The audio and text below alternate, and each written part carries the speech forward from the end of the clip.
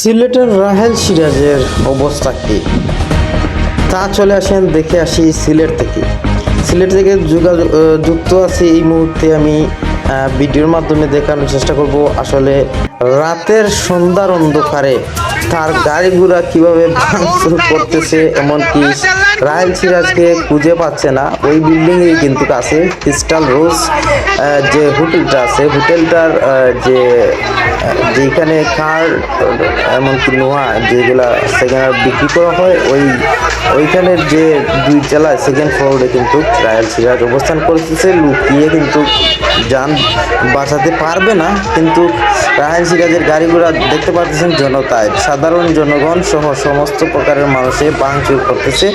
বিস্তারিত দেখেন প্রতিবেদনে। ধন্যবাদ সিলেট 24 ক্রাইম রিপোর্টার।